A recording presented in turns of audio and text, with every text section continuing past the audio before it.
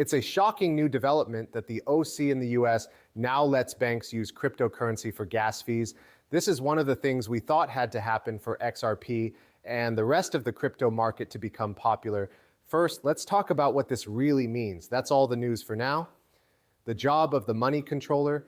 As you can see, the OC confirms that banks have the power to hold crypto assets as collateral for crypto asset network fees. I know what you're thinking. Sensei, what does this mean in plain English? I get it.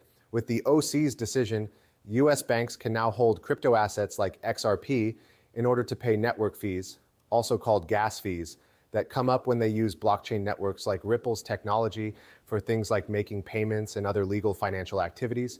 This regulatory clarity is good for Ripple and XRP because it gets rid of a long-standing obstacle for banks that wanted to test, build, and deploy blockchain solutions using the Ripplet or XRP ledger, but weren't sure if they could hold crypto for business reasons, the XRP and Ripple. What's different? As of now, banks can hold XRP directly to pay fees on the XRP ledger. This means that they can run payment lines or prototype services on Ripple's platform. This change makes institutional pilots, cross-border payment products, and the integration of Ripplet easier because the regulatory risk of holding XRP on purpose to pay network fees is now, or should I say, proposed to be handled. The OC also stated that banks could test XRP. This means that big banks can try out Ripple's tech stack without going through a middleman. They can go straight to Ripple. The attention of regulators is still on safety and following the rules. Banks should only keep what they need for business purposes and not for speculation or trade. It doesn't really cover the trade or speculation, but it does cover how the asset is used for fees. Blockchain is clear. Twitter is making this very clear for the next step forward. Of course, this isn't just for Ripple and XRP. This is, of course, the crypto business as a whole. That's great to see. To change the subject, Franklin Templeton's XRP ETF is about to say something. It is now thought that Franklin Templeton's XRP could reach 150 to 250 million on the first day. As much as 5 times the huge start of Canary Capital's, you might be wondering why this is important. Franklin Templeton manages $1.53 trillion in funds and has direct access to pension plans, banks, RIAs, wealth managers, and institutions.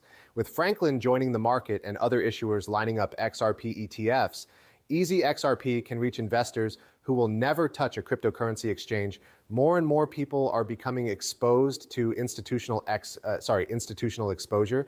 We'll know in a few weeks if this desire starts to show up or if the real flow is still ahead of us. People who own XRP stop chasing hype. You can see the market grow up in real time.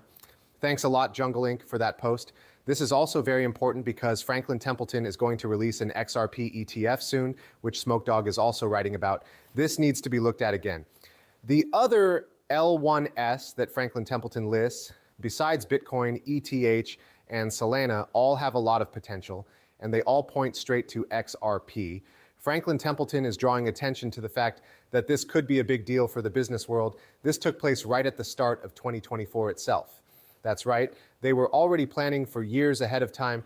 And finally, here are some reports on Canary to let you know what's going on. Altogether, we've seen 124,418,674. To date, these are the 3 days that we have been able to trade. Things are looking pretty good here. Chad Stein Grabber is keeping the whole group up to date really well. With the start of Canary Capital ETF and Franklin Templeton's upcoming launch of XRP, there are a lot of big news stories about XRP ETFs. Of course, we saw this 124,418,000 XRP after only a few days, which is a big amount for a small ETF.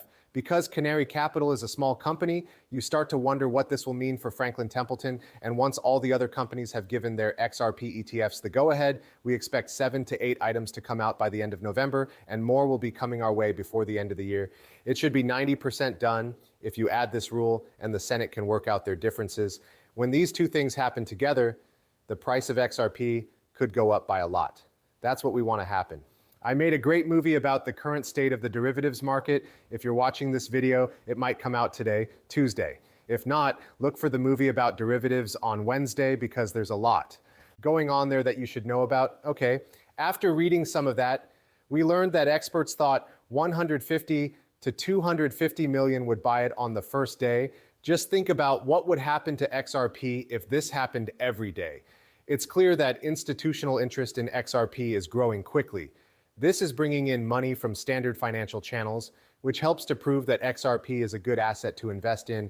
As ETF allocations grow, especially with big producers, they take in a lot of XRP, taking supply away from retail exchanges. This is also both good and bad.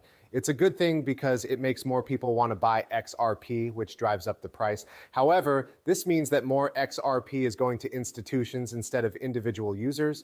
It didn't work out too well when I tried to say hodlers and holders at the same time. To sum up, I'd say that many parts of the world still need to pass laws about crypto, and that billions of people still don't know how important it is. People who want to get in will not be able to get enough XRP, Ethereum, and Solana. Could you picture how much these assets will cost 3 to 5 years from now when all of this demand comes true? The CEO of Uphold told you that this is an $80 trillion change. Younger people are more likely to invest in crypto assets than standard assets, so as wealth is passed down, it will end up in digital assets. As the clock strikes midnight, you begin to wonder what huge wave of money and change will hit the XRP community. I believe this is what's making all of us so very excited, guys. I know I am. While I try to keep the energy down, baby, it's rising to the surface. Also, have a great break. There was a seal in a Santa hat here. This is the new thing that was added over here. There was a copy bar and a small set of seals for us. Okay, let's keep going. ETFs could increase demand by giving institutions direct access to XRP exposure. They could also lower barriers for investors, especially wealth managers who were previously held back by regulatory risk or custody worries. And here's why it's good for XRP. More people will buy ETFs, which locks up more XRP. Also, Franklin Templeton and other big funds moves into XRP make it easier for other big funds like BlackRock to follow. BlackRock will only get involved if buyers want them to. No need to say anything in the comments if you have an account at BlackRock. However, please call or email them and ask when they will be able to offer spot XRP products. That is true for all banking institutions you belong to. You can be a part of this cause if you want to be. Use it outside. If you could, that would be great. This is what Vincent Van Code says. XRP ETP, also known as ETF, is now live in Europe. You saw this too. All of these will turn a lot of the XRP that is in circulation into cold wallets. Large controlled institutions can now use XRP without having to run cold wallets, which is another benefit. You can see Wisdom Tree in Europe here. Because of this, more and more spot XRP goods are coming out all over the world.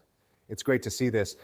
Finally, Reese Merrick is the managing director for the Middle East and Africa at Ripple and is the head of the company he put this out. For years, FinTechs has been racing to build global rails to get around correspondent banking networks, he says.